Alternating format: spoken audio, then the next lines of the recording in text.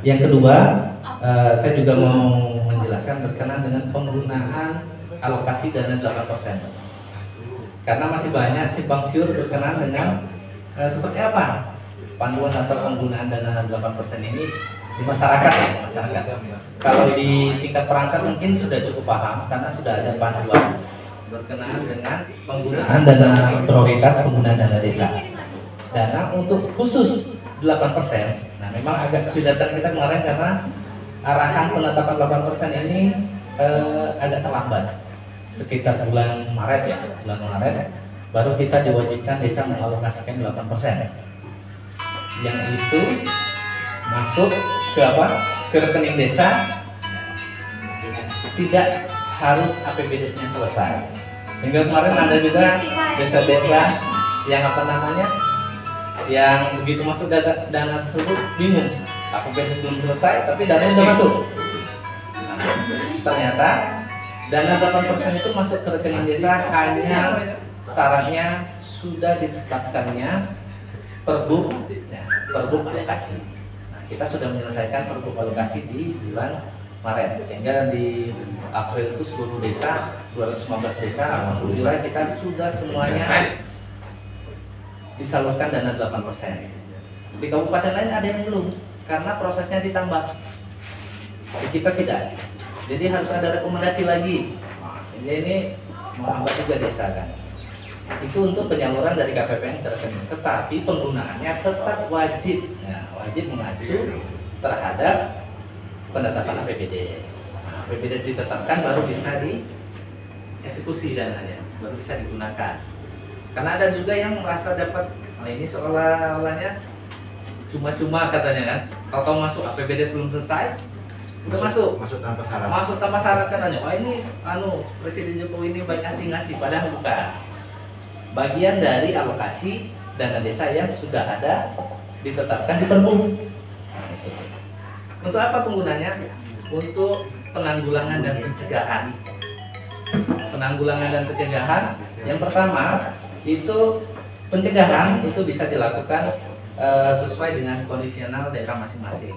Untuk daerah-daerah yang mungkin memang rawan dan ada kasus, nah ini bisa dimanfaatkan untuk menanggulangi masyarakat kita yang terkena wabah. Misalkan ada yang positif, maka dana tersebut bisa digunakan untuk membantu bagi masyarakat yang terkena, baik itu dalam bantuan biaya hidupnya atau biaya selama dia isolasi mandiri. Bagian. Tapi bagi yang tidak ada kasus, ya bisa saja tidak digunakan.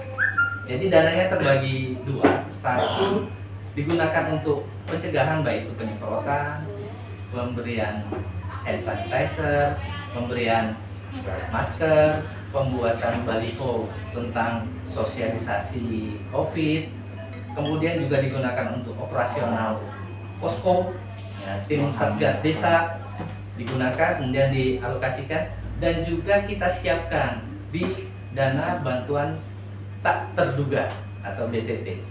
Disepakati di desa berapa jumlahnya yang akan dipakai jika ada kasus. Bagaimana dengan pembuatan ruang isolasi? Ya tergantung desa. Kalau desa memang punya ruangan yang memang disiapkan, silakan. Tapi bagi yang tidak, bisa dialokasikan dulu dananya, baru digunakan jika nanti ada kasus. Jadi tidak wajib harus misalnya langsung. Ada juga yang bangun, boleh. Dia bangun untuk kegiatan bangun ruang isolasi, dibolehkan. Ada juga yang nyewa, dibolehkan. Tapi juga misalnya memang tidak perlu, merasa tidak perlu, desa menganggap kami masyarakat lebih melakukan isolasi mandiri di rumahnya. Ya, kita tidak membuat ruang isolasi khusus, ya kita memberikan bantuan untuk yang isolasi, itu dibolehkan.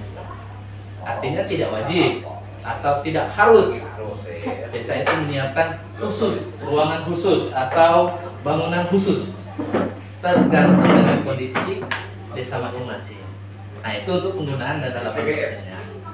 Dan penggunaan dana 8% untuk penanggulangan dan pencegahan COVID ini tetap mengacu pada regulasi dan aturan yang berlaku Bapak sekalian. Di PTT walaupun dananya dalam global, tapi penggunaannya nanti wajib kita turunkan ke bentuk perkades. Jadi ada acuannya. Jadi tidak harus habis. Bagaimana Pak kalau nggak ada kasus? Ya sudah, berarti bisa masuk ke SIMPA atau nanti di akhir tahun kita lakukan perubahan PBDes penggunaannya.